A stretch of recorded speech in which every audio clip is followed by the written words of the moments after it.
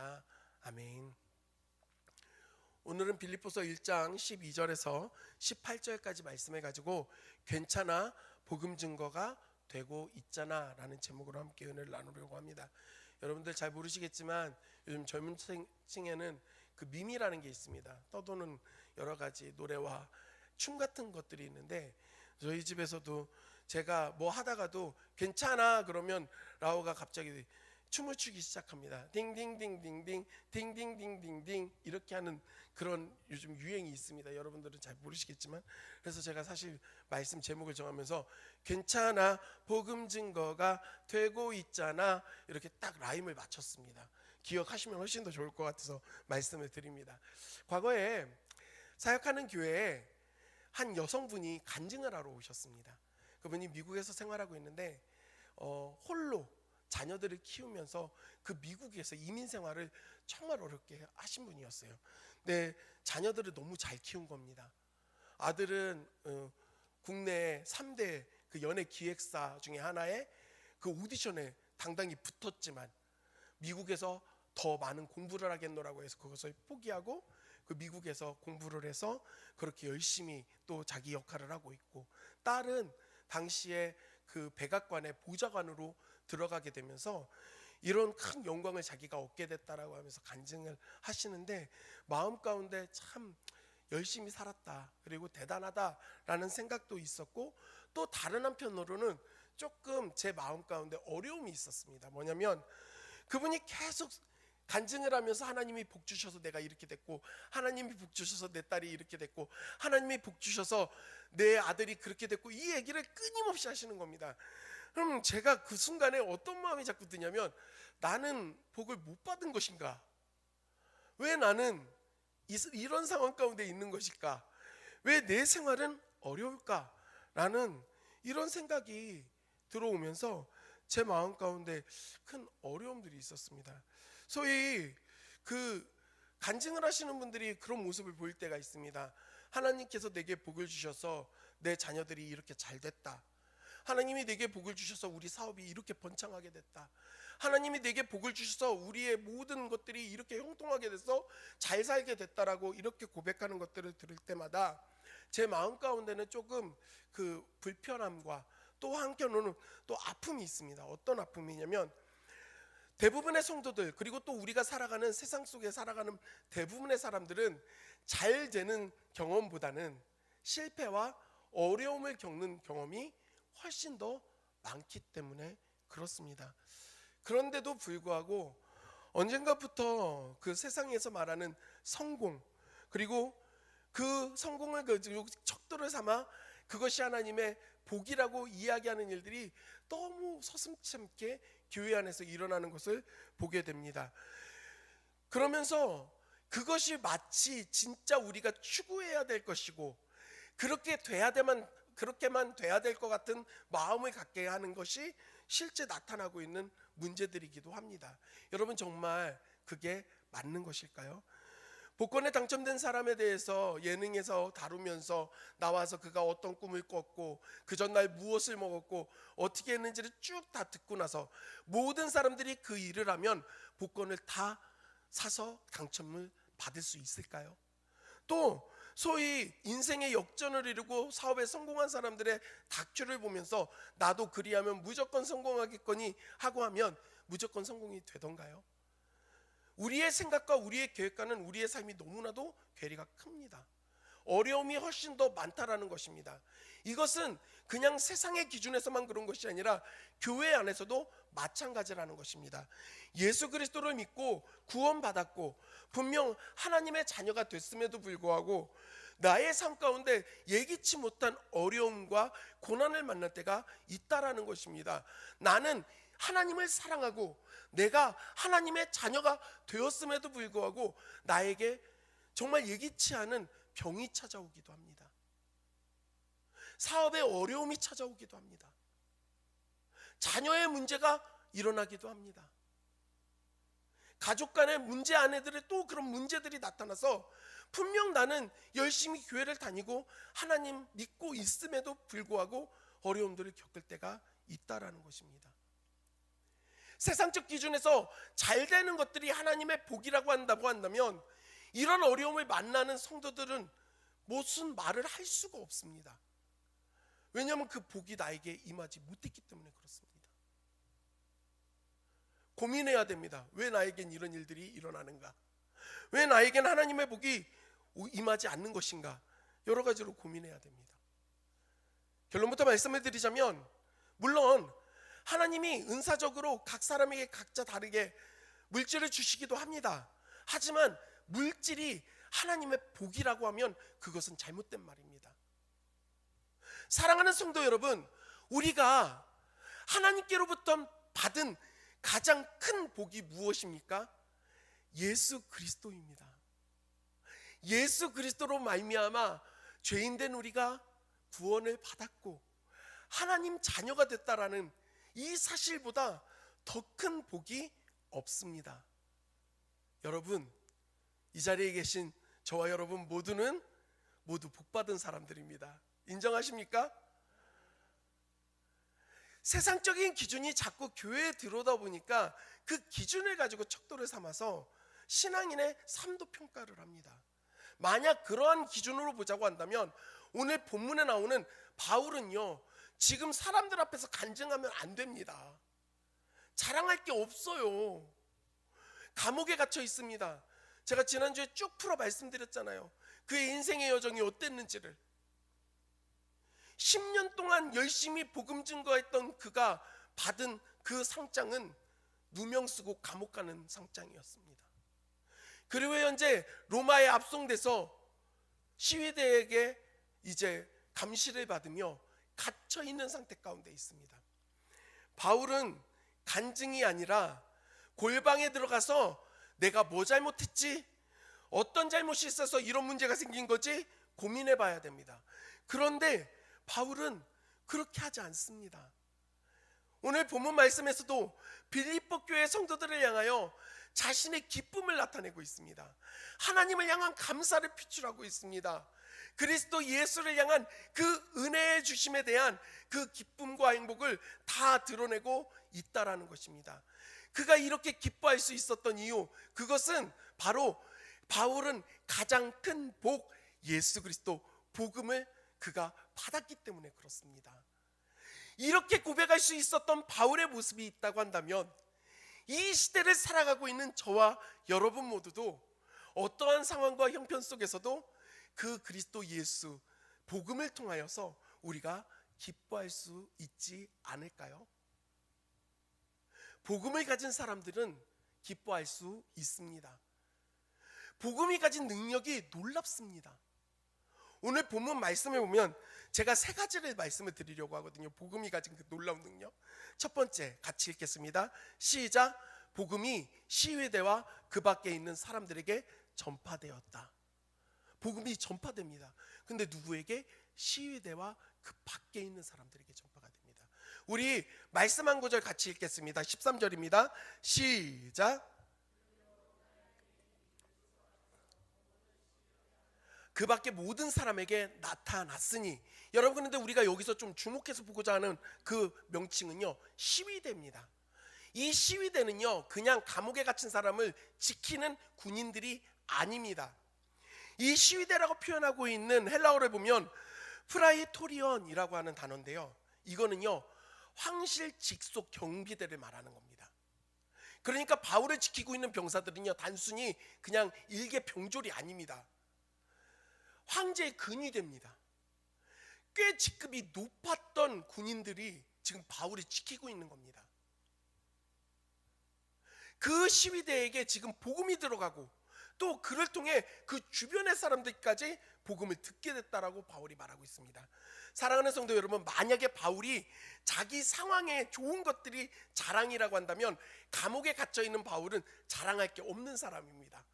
그런데 갇혀 있지만, 어려움을 겪고 있지만, 누명을 썼지만 바울의 자랑은 상황과 형편이 아닌 예수 그리스도 복음이니까 그거에 상관없이 자랑하는 겁니다. 집이요 아무리 가난하고 정말 사업에 실패해서 빚더미에 앉아있다 해도요, 아들이 서울대 수석으로 들어갔다고 하면 여러분 집이 못 살아서 자랑 안 하겠습니까? 여기저기 다니면서 자랑하시겠습니까? 내 상황과 형편은 중요하지 않아요. 자랑할 수 있는 것이 무엇이 있느냐가 중요한 겁니다. 바울은 환경과 상황이 아니라 그리스도 예수 자랑할 수 있는 그것이 있었던 사람입니다. 시위대하고 바울이 같이 있는 거예요. 한번 생각해 보십시오. 바울이 도망가지 않도록 24시간 시위대가 바울을 지키고 있는 겁니다.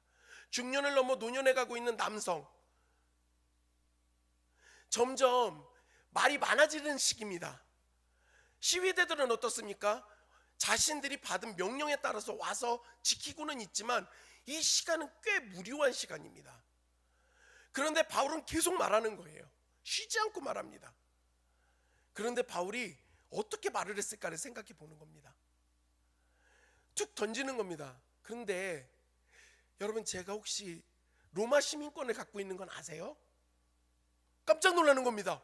유대인인데 어떻게 로마 시민권을 갖고 있지? 우리 집이 이런 집안이에요. 이런 얘기도 합니다. 오, 대단하다. 여러 가지로 듣는 겁니다. 근데 바울이 가지고 있는 또 대단한 경험이 있죠. 10년의 시간을 이 나라 저 나라 이 도시 저 도시를 돌면서 복음을 증거하면서 여러 곳을 다닌 경험이 있는 겁니다. 근데요, 혹시 고린도 지역 가보셨어요? 데살로니가 지역 가보셨어요? 소아시아 그쪽 한번 돌아보신 적 있나요? 기가 막힙니다. 그 지역에서는 어떤 음식이 너무 맛있어요. 그거 먹어보셨어요? 여러분, 제가 종종 유튜브에서 우리 곽튜브에 여행하는 모습을 저도 봅니다. 제가 근데 그거 보면서 대리만족을 느껴요. 그 여행지에서 그가 로컬로 실제로 현지 음식 먹고 사람들 만나서 하는 것들 보면서 너무 좋은 거예요. 그리고 궁금해요. 내가 살고 있는 이 나라가 아닌 다른 곳은 어떻게 살아가는지가 너무 궁금한 겁니다. 놀라지 마십시오. 그 곽튜브라고 하는 개인 유튜버가 그 여행에서 올리는 그 채널에 구독자가 200만 원 넘습니다. 이렇게 하는 거에 시조색격이 바로 바울인 겁니다. 경험했던 것들을 쭉 열거하는 거예요. 바울이 그런데 거기에서 그것만 경험했습니까? 놀라운 기적들, 이런 것들도 경험한 걸 다 푸는 겁니다. 무료한 시간에 서 있는 군인들이, 시위대 사람들이 바울이 그 흥미진진하게 전해주는 얘기에 귀가 흘러가지 않겠습니까? 우와, 대단하네요. 왜 그런데 거기까지 가신 거예요? 걸어갔다고요? 파선했다고요? 어떻게 그때 안 죽었어요? 그러면서 바울이 그런 이야기를 하다가 궁극의 그 중심의 핵심은 항상 예수 그리스도를 말하는 겁니다. 예수님 때문에요. 사실 이렇게 되는 데에는 제가 다마스커스로 가는 길에서 호련히 하늘로부터 큰 빛을 보고 놀라운 음성을 들은 사건이 있었습니다. 얘기했던가요? 들어보세요.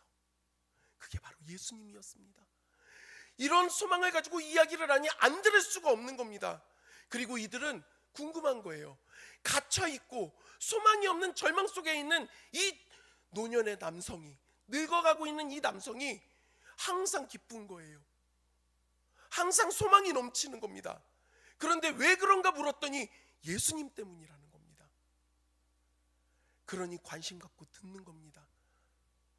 사랑하는 성도 여러분, 바울은요, 복음을 단순히 그냥 어쩔 수 없이 전해야 된다라고 생각했던 사람이 아닙니다. 로마서 1장 16절 말씀에 바울은 이렇게 고백합니다. 내가 복음을 부끄러워하지 아니하노니 이 복음은 모든 믿는 자에게 구원을 주시는 하나님의 능력이 됨이라. 할렐루야. 이게 중요한 거예요. 복음이 능력인 걸 아니까 바울은 자신 있게 전하는 겁니다. 우선 자신이 예수 그리스도로 구원받았거든요. 경험한 걸 말하는 사람을 이길 수가 없습니다. 전해 들은 것을 말하는 사람은 자신감이 없어요. 하지만 직접 경험한 사람은 못하게 막아도 말합니다. 내가 경험했으니까. 말하지 않고는 견딜 수가 없는 겁니다. 예수 그리스도 그 복음을 통하여 내가 살아났으니까, 내가 변화됐으니까, 그리고 그 예수 그리스도를 통하여서 많은 영혼들이 살아났으니까 전하지 않고는 견딜 수가 없는 겁니다. 여러분은 어떠십니까? 지금 처해 있는 환경이 너무 어렵다고 생각하면서 주님, 조금 상황이 여의치 않으니까 좋아지면 예수님 나타낼게요. 제가 좀 괜찮아지면 예수님 드러낼게요. 제 삶이 좀 훨씬 더 자신 있게 말할 것들이 생기면 그때 제가 복음을 증거하겠습니다. 이러고 있지는 않습니까? 맞는 말이 아닙니다. 지금 현재 내가 자리하고 있는 그 가정, 그 일터, 만나고 있는 모든 사람들과의 그 환경이 하나님이 우리를 부르시고 보내신 자리인 것입니다. 그 사람들에게, 그 이웃들에게 그리스도 예수를 우리는 증거해야 될 사명이 있는 것입니다. 어쩔 수 없이 하는 게 아니라 예수님이 너무 좋으니까요. 예수님이 너무 좋으니까 그 예수님을 전해야 하는 겁니다. 제가 요 근래 계속 고민하는 거예요. 내 사역의 방향성이 뭔가. 그러면서 또 다시금 제 안에서 되새깁니다. 제가 장유 지역, 우리 장유수정교회 올 때 기도 부탁을 하면서 저를 위해 기도해 주시는 분들에게 뭐라고 했냐면, 예수 믿는 게 나는 너무 좋은데 가서 사랑하는 성도들에게 그 예수 믿는 거 좋은 것 좀 나눌 수 있게 해달라고 기도 부탁을 했거든요. 근데 살아가면서 자꾸 잊어버리게 되더라고요. 저도. 사랑하는 성도 여러분, 예수 믿는 거 너무 좋은 일입니다. 예수님 너무 좋아요. 그 예수님이 있으면 있는 자리가 어디든 간에 우리는 그 예수님을 증거할 수밖에 없게 되는 것입니다. 그리고 또 놀라운 게 있습니다. 그게 뭐냐면, 두 번째, 고난은 복음을 빛나게 한다는 겁니다. 이게 역설이에요. 아니, 고난이 있는데 어떻게 복음이 빛날 수 있는가? 어두워지고 칙칙해져야지. 그런데 보십시오. 우리 말씀 같이 읽겠습니다. 14절입니다. 시작.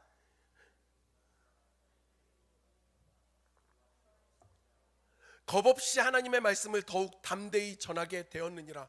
여러분, 앞뒤가 안 맞아요. 내가 붙잡혀서 감옥에 갇히는 걸 보고 사람들이 두려워서 다 떠나갔다라고 해야 되는데, 그게 아니라 내가 붙잡혀서 감옥에 갇히는 걸 보고 주 안에서 더욱더 믿음이 굳건해져서 겁없이 하나님의 말씀을 더욱더 담대히 전하게 됐다라고 바울이 고백합니다. 역설이죠. 근데 이 말도 안 되는 역설이 복음에선 일어난다는 겁니다. 그 이유는 이 복음이 가진 놀라움이 있기 때문에 그렇습니다. 그게 뭐냐면, 여러분, 이 복음이 어디에서 완성이 됐습니까? 그리스도 예수께서 십자가에서 물과 피를 쏟고 생명을 내어주시는 그 희생과 그 철저한 자기 포기를 통해서 보여주셨습니다. 이루셨습니다. 복음의 완성이 낮아짐을 통해 일어났고 고난을 통해서 일어났다라는 사실입니다. 그러니 이 복음은요, 그래서 놀라운 겁니다. 연약할수록, 부족할수록, 넘어질수록 더욱더 빛나게 되는 것입니다. 아이, 그건 말이 안 돼요. 내가 부족한데, 내가 연약한데, 내가 넘어졌는데, 내가 병들었는데, 내가 실패했는데 어떻게 복음이 빛날 수 있습니까? 아니요.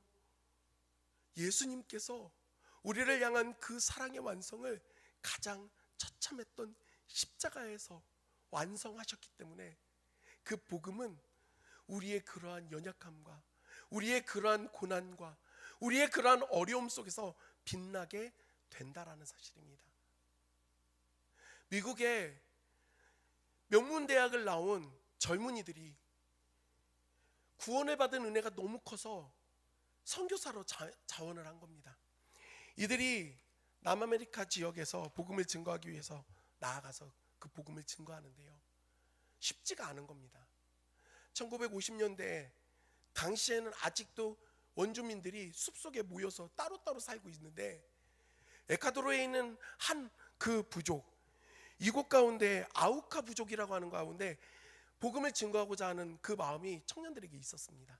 근데 이 아우카 부족은요, 너무나도 공격적인 부족이에요. 낯선 사람들을 향하여서 공격을 하고 죽이고 식인 풍속까지 가지고 있었던 사람들입니다.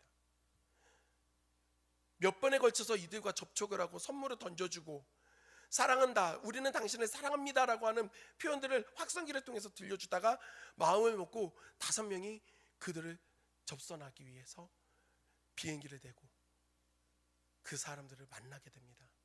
그런데 소식이 끊겨요. 이틀 후에 구조대가 파견이 돼서 그들이 갔던 곳에 가보니 이 5명의 청년들이 무참히 다 살해당했습니다. 아우카 부족 원주민들이 이 사람들을 죽여버린 거예요. 미국 전역이 충격에 빠졌습니다. 명문대를 나온 20대 초반의 젊은이들이 이렇게 무참히 죽는 게 말이 되는가?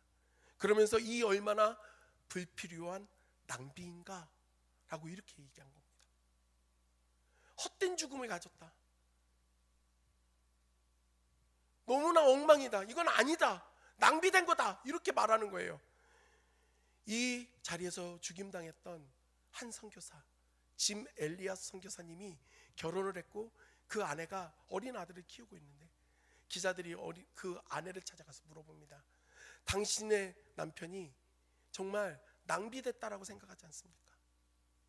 이건 헛된 거 아닙니까? 라고 말했을 때 우리 남편이 항상 마음에 간직했던 것이 영원한 것을 얻기 위하여 영원하지 않은 것을 포기하는 것은 어리석은 것이 아니다라는 믿음이 그에겐 항상 있었다. 이것은 낭비가 아닙니다라고 그가 당당히 이야기합니다. 그리고 실제로 본인이 그 에콰도르의 부족들에게 어떻게 선교적으로 접근할 수 있는가를 훈련을 받고 죽임당했던 선교사 가족들과 함께 그 아우카 부족에게 들어가 그들을 간호하고 그들을 도와줍니다. 5년 동안 아무런 말 없이 그들을 섬기고 복음을 나타내고 하니까 그 아우카 부족의 추장이 물어보는 거예요. 왜 이렇게까지 우리에게 해주는 겁니까? 이때 엘리자베스 엘리엇이 이야기합니다. 내 남편이 당신들을 사랑했기 때문에 그렇습니다. 도대체 당신의 남편이 누구입니까? 내 남편은 5년 전 당신들이 그렇게 죽였던 그 선교사입니다. 이 부족원들이 다 깜짝 놀라요. 충격을 받습니다. 그러면서 이 모든 부족원들이 예수 그리스도를 믿고 구원받는 일이 일어납니다. 그 선교사님들을 죽이는데 가장 앞장섰던 사람이 그 지역의 교회의 최초 목사가 됩니다. 사랑하는 성도 여러분, 모든 것이 끝난 것이고 20대 초반의 젊은이들이 제대로 된 복음 하나 전하지 못하고 무참히 살해당한 것으로 낭비됐다라고까지 이야기가 됐지만 고난이고 역경이고 희망이라는 것이 없는 그것이 결국에는 복음을 더욱더 빛나게 만드는 도구가 되었다라는 사실입니다. 우리는 기억해야 됩니다. 내 것을 다 가지고서는 빛나게 할 수 없습니다. 고난이 있을 수 있습니다. 역경이 있을 수 있습니다. 어려움이 찾아올 수 있습니다. 하지만 나를 부인함과 대가를 지불하는 태도가 우리의 삶 가운데 있다고 한다면 언제나 복음은 빛나게 됩니다. 누구든지 나를 따르려거든 자기를 부인하고 자기 부정이 필요합니다. 십자가를 져야 된다라고 대가를 지불함이 있어야 됩니다. 오늘날 복음이 점점 그 능력을 잃어가면 복음 자체의 능력이 없어진 것이 아니라 우리가 자기를 부인함과 대가를 지불하는 태도를 잃어버렸기 때문이 아닌가를 우리는 생각해 봐야 합니다. 고난 속에서 복음은 더욱더 빛나게 됩니다. 권리 포기와 대가 지불을 통하여서 우리가 그렇게 되어지길 간절히 소원합니다. 마지막 세 번째가 정말 중요합니다. 같이 읽겠습니다. 시작. 시기하는 사람들을 통해서도 하나님이 역사하신다는 겁니다. 여러분, 우리 말씀 같이 읽겠습니다. 15절 말씀입니다. 시작. 어떤 이들은 투기와 분쟁으로, 어떤 이들은 착한 뜻으로 그리스도를 전파하니. 이게 무슨 뜻이냐면 예수님을 전파하는데 그리스도를 나타내는데 서로 동기가 달라요. 착한 뜻으로 열정적으로 하는 사람이 있고요, 투기와 분쟁으로 하는 사람들도 있었던 겁니다. 투기와 분쟁으로 어떻게 예수님을 전했다는 거지? 바울이요, 당시 초대교회 사회에 가지고 있었던 영향력은 막강했습니다.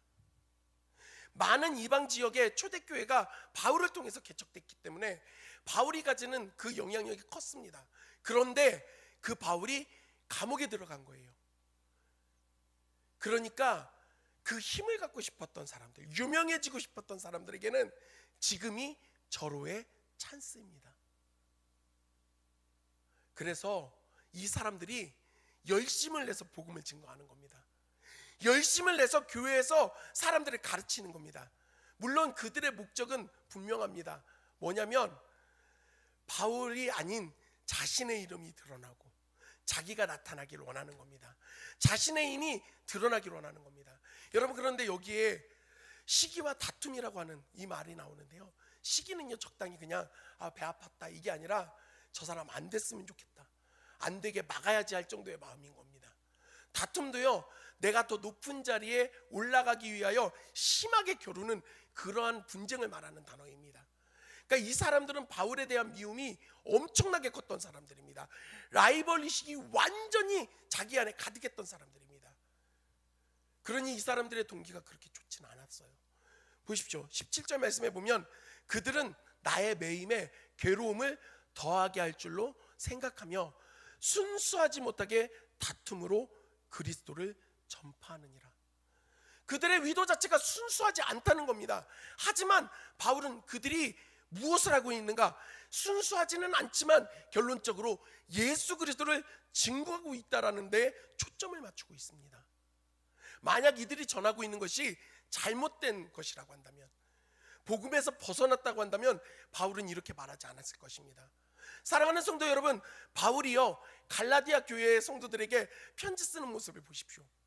갈라디아 교회 안에 잘못된 복음이 들어왔을 때 다른 복음에 대하여서 바울은 뭐라고 하냐면 다른 복음은 없다고까지 말을 합니다. 그리고 그 갈라디아 성도들이 잘못된 복음을 따라가는 양들을 보면서 정신 나간 갈라디아 사람들이요, 속되게 표현하면 너희들 미쳤냐? 너희들 제정신이냐? 바울이 그렇게까지 이야기를 합니다. 바울은 복음에 있어서 타협이 없습니다. 그런데 지금 바울이 그 복음에 대해서 말하지 않습니다. 그들은 제대로 된 복음을 전한 겁니다. 하지만 동기 자체는 바울을 공격하기 위하여, 바울을 어렵게 만들기 위한 그 동기로 시작했다는 겁니다. 하지만 중요한 것은 바울은 그것을 중요하게 생각하지 않습니다. 거기에 흔들리지 않습니다. 왜냐? 바울의 그 마음과 바울의 인생에는 자신이 주인공이 아니기 때문입니다. 예수님이 주인공인 거예요. 그러니까 내가 잘못돼도, 내가 공격받아도, 내가 아파도, 내가 비난을 당해도 주연이신 예수님이 빛난다라고 한다면 나는 좋습니다, 나는 그거면 됩니다라고 하는 그 마음이 바울에겐 있었던 것입니다. 사랑하는 성도 여러분, 이것은 참 쉽지 않은 일입니다. 왜냐하면 모든 사람들은 스스로가 주인공이 되고 싶기 때문에 그렇습니다. 내가 잘 됐으면 좋겠다라고 하는 마음이 우리에겐 가득합니다. 그런데 바울은 내가 잘 됐으면 좋겠다가 아니라 그리스도 예수가 잘 되고 그 예수님만 드러났으면 좋겠다라고 하는 소원밖에는 없는 사람입니다. 예수님이 드러날 수만 있다고 한다면 어떤 것도 상관없다, 내가 힘들어도 상관없다, 내가 아파도 상관없다, 나에게 상처가 생겨도 상관없다고 할 정도의 그 마음이 바울에겐 있었던 것입니다. 그런데 그것이 그냥 어쩔 수 없이 견뎌내는 수준이 아닙니다. 예수 그리스도가 중심되고 소망이 되고 자랑이 되니까 이걸 억지로 버텨내는 게 아니라 바울은 어떻게 고백하는가? 18절 중반부 이후에 이렇게 말합니다. 무슨 방도로 하든지 전파되는 것은 그리스도니 이로써 나는 기뻐하고 또한 기뻐하리라. 내 자리가 부족해지고 점점 내 자리가 사라지고 사람들이 나를 잊어가고 내 영향력이 없어져도 어떤 방법으로 그 사람들이 하던 간에 전파되는 것이 그리스도 예수고 예수님이 나타낸다고 한다면 나는 기뻐하고 또한 기뻐합니다. 이렇게 바울이 고백하고 있는 것입니다. 사랑하는 성도 여러분, 우리의 삶은 어떻습니까? 우리의 신앙은 어떻습니까? 예수님이 좋으십니까? 예수님이 정말 너무 좋으십니까? 예수님을 다른 어떤 것과도 바꾸실 수 없습니까? 예수님이 그렇게 가치 있습니까?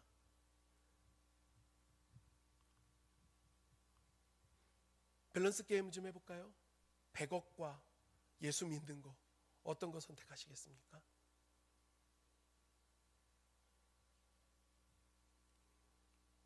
솔직히 마음에 고민되시죠? 100억을 선택하고 예수 나중에 다시 믿으면 안 되는가? 여러분, 우리 안에 그런 마음이 있다고 한다면 지금 예수님의 가치는 그 정도밖에 안 되는 겁니다. 주님보다 더 귀한 게 어디 있습니까? 이 세상 부귀와 이 세상 만족과 이 세상 자랑과 바꿀 수가 없는 거예요. 예수님이 너무 좋아서. 바울은 그걸 알았습니다. 저는 저와 여러분 모두가 예수님이 이렇게 좋았으면 좋겠습니다. 예수님이 이렇게 귀했으면 좋겠습니다. 예수보다 더 귀한 것 없다고 하는 고백이 우리 안에 나타나기를 원합니다. 그래서 그 예수님이 우리에게 자랑이 되기에 내 삶에 고난이 있어도, 내 삶에 어려움이 있어도, 내 삶에 이기지 못한 여러 가지 문제가 있어서 사람들이 나에게 그 삶에 대해서 비난을 해도 괜찮아. 나로 인해, 그 작은 나로 인해, 그 연약한 나의 삶으로 인해, 상처인 나의 삶으로 인해 복음이 증거되고 있으니까 괜찮아. 예수님만 나타난다면 괜찮아. 예수님만 드러난다면 괜찮아. 이렇게 말할 수 있는 저와 여러분들이 되기를 주님의 이름으로 간절히, 정말 간절히 소원합니다.